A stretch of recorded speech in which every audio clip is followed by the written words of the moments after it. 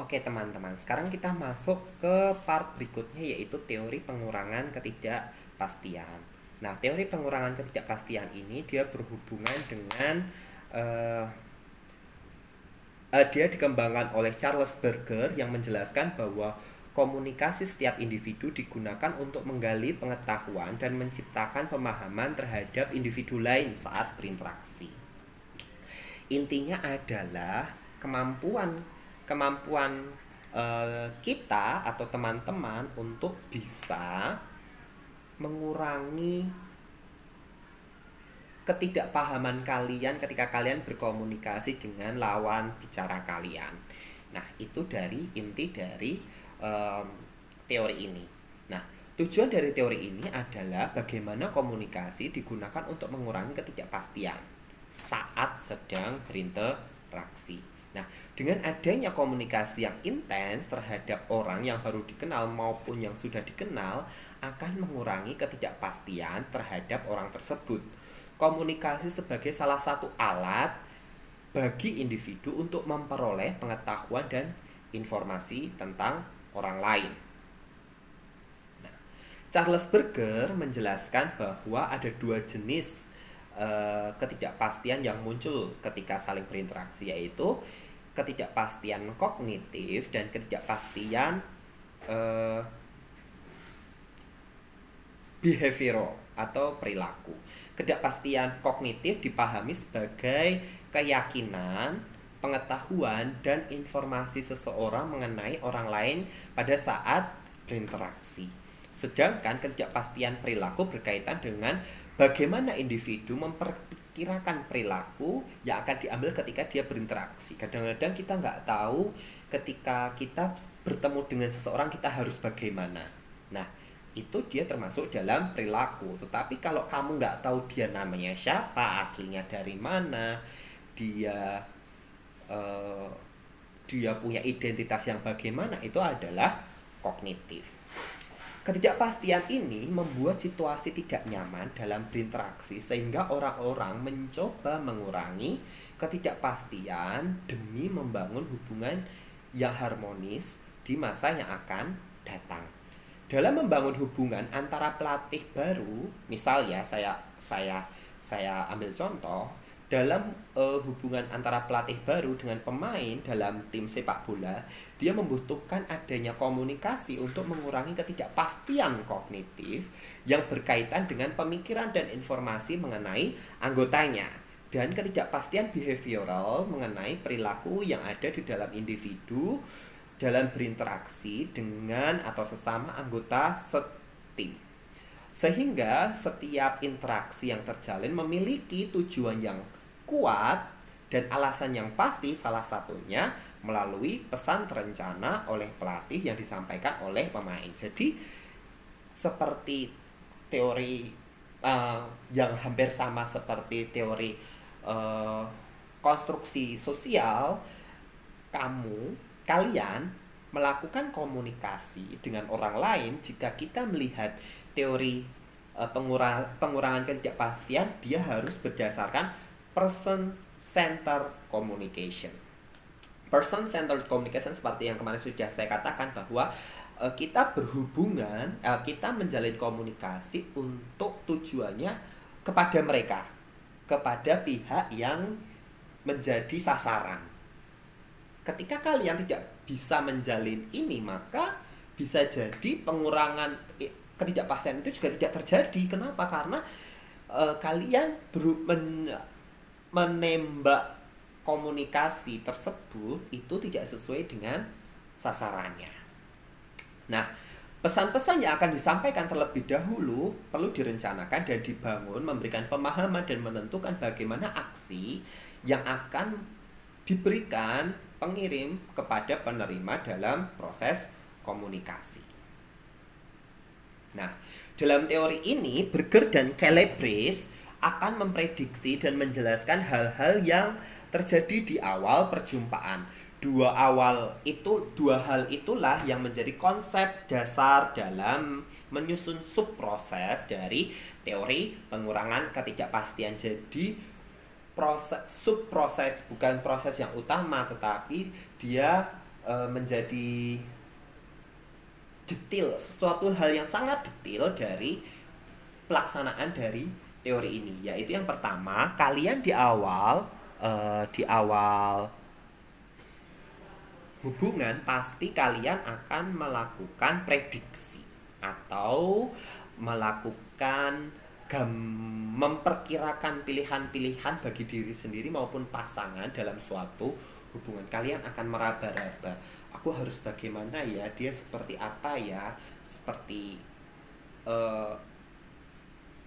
saya sebaiknya berperilaku seperti apa ya, itu yang diharapkan. Lalu yang kedua adalah penjelasan atau explanatory. Di dalam tahapan ini dia menitik beratkan pada aspek kemampuan untuk menginterpretasikan makna dalam pilihan-pilihan tertentu. Jadi setelah kalian memprediksi tadi, kalian mencoba menggambarkan, kalian coba menafsirkan, kalian coba menjelaskan secara umum, oh aku akan memprediksi seperti ini, gambarannya, penjelasannya seperti ini. Jadi kalian tahu secara utuh aku akan berperilaku seperti apa di awal hubungan ini dengan seseorang. Nah, teman-teman, selain kita bisa melihat, kita bisa memprediksi dan melakukan penjelasan terhadap prediksi tersebut, maka berikutnya kita tahu bahwa ada dua jenis ketidakpastian yang akan dihadapi oleh seseorang dalam menjalin hubungan. Yang pertama adalah sikap berkaitan dengan afeksi, yaitu sikap, perasaan, kepercayaan, nilai, perilaku orang asing. Dan yang kedua adalah ketidakpastian terhadap makna di balik perilaku yang ditunjukkan dengan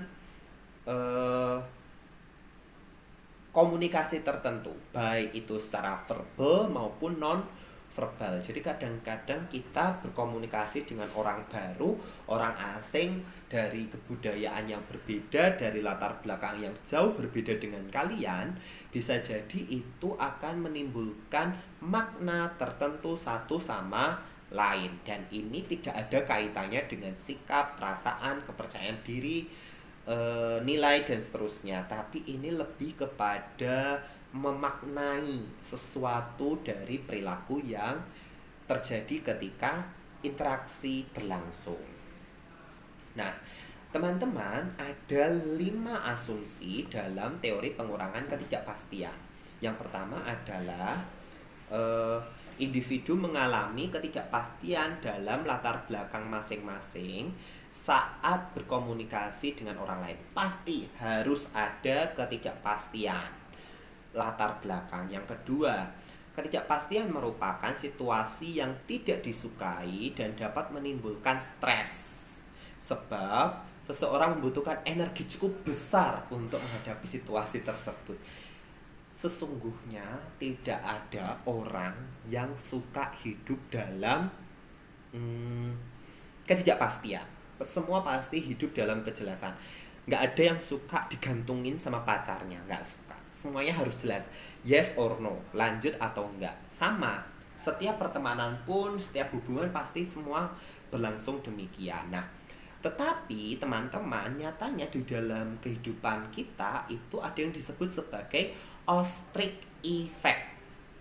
Ostrich effect ini adalah suatu fenomena seseorang dengan sengaja hidup dalam ketidakpastian.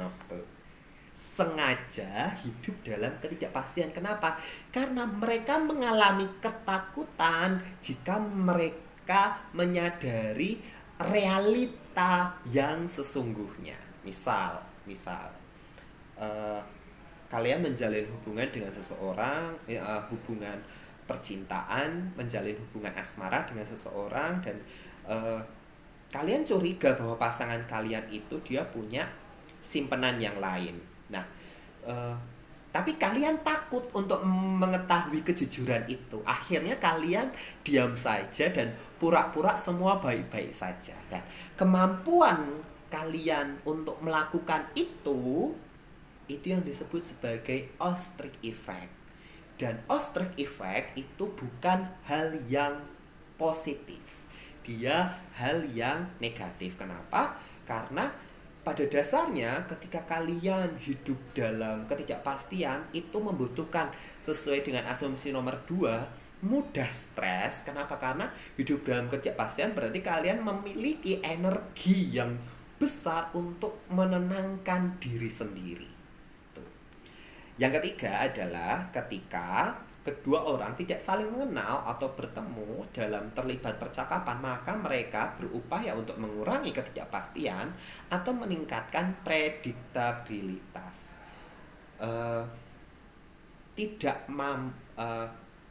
Kemampuan membuat perkiraan terhadap orang lain untuk meningkatkan prediktabilitas, maka seseorang perlu mencari informasi, bertanya. Berarti tidak saling mengenal, berarti harus ada upaya untuk mengurangi ketidakpastian. Itu poin 3. Poin keempat adalah komunikasi interpersonal merupakan proses yang berkembang setelah melalui beberapa tahapan atau fase. Fase awal yaitu fase pengenalan, fase kedua adalah fase personal, di mana mereka berkomunikasi secara spontan. Fase personal juga bisa terjadi berbarengan dengan tahap awal, namun pada umumnya terjadi setelah beberapa kali interaksi. Fase ketiga dia berhadapan dengan menjalin hubungan atau tidak. Berarti fase ini merupakan salah satu bentuk penjelasan lain atau implementasi lain dari teori apa? Penetrasi sosial. Berarti teori penetrasi sosial bisa jadi dia saling mengisi dengan teori pertukaran sosial. Pengurangan ketidakpastian, tetapi dia berbeda dari teori pengurangan ketidakpastian. Kedua teori ini dia berdiri sendiri. Tergantung kalian memiliki standpoint yang mana. Berikutnya yang kelima, komunikasi antar pribadi merupakan alat untuk mengurangi ketidakpastian. Oke? Komunikasi antar pribadi, bukan komunikasi melalui sosial media. Komunikasi melalui sosial media atau melalui media apapun itu tidak disarankan untuk mengurangi ketidakpastian. Malah bisa jadi akan menambah ketidakpastian.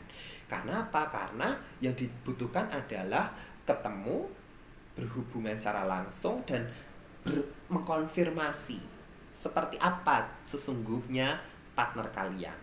Dan yang berikutnya adalah jumlah dan sifat informasi yang dimiliki seseorang bisa berubah sepanjang waktu, sebab komunikasi antar pribadi berkembang secara bertahap dan interaksi awal merupakan elemen penting dalam proses perkembangan hubungan interpersonal. Dan sangat mungkin kita menduga bahwa orang lain berhubungan berdasarkan karakter pribadinya. Begitu. Slide terakhir, Charles Berger menjelaskan bahwa kita ada 3 cara untuk mengurangi ketidakpastian, yaitu strategi pasif, aktif, dan interaktif. Strategi pasif adalah strategi yang dilakukan antara individu dan individu yang lain melalui hubungan yang saling mengamati, begitu. Itu strategi pasif. Sedangkan strategi aktif adalah dilakukan saat pengamat tidak hanya berkomunikasi melalui kontak, namun juga berpartisipasi dalam berbagai jenis usaha.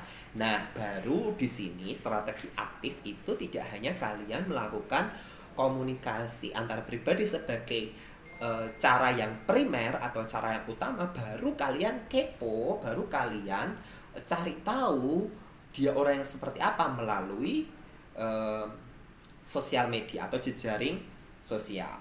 Nah, sedangkan strategi interaktif adalah dimulai ketika pengamat tersebut terlibat dalam komunikasi secara langsung atau face to face dan memungkinkan keduanya saling mengungkapkan keterbukaan diri dan informasi diri sebagai salah satu cara mencari lawan informasi untuk mencari informasi lawan bicara. Kalau yang ini dia eh, kalau yang pertama dia sebagai pengamat saja. Jadi misal saya ambil contoh. Strategi yang pertama, kamu mau ngelihat gebetanmu, kamu ngelihat dari jauh dia orangnya kayak apa. Nah, eh, ketika kalian tahu bahwa kalian mendengar hubungan seseorang, dia Oke, saya lanjutkan. Strategi pasif itu lebih ke yang tadi. Misal kalian ada gebetan, kalian lihat dari jauh, itu yang namanya strategi pasif. Strategi aktif adalah dia tidak hanya melalui kontak tapi juga melalui berbagai jenis usaha. Sedangkan yang terakhir adalah melalui komunikasi dua arah tetapi dilakukan secara intensif.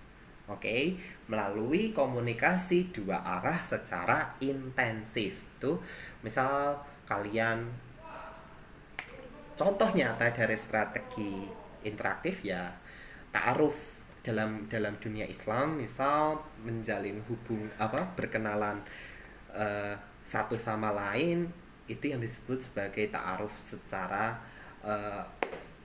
maknawi, tidak hanya sekedar perkenalan tetapi juga bisa jadi ada intensitas yang lebih tinggi ketika komunikasi itu berlangsung. Oke, mungkin itu saja dari saya. Selamat siang dan menjelang sore. Assalamualaikum warahmatullahi wabarakatuh.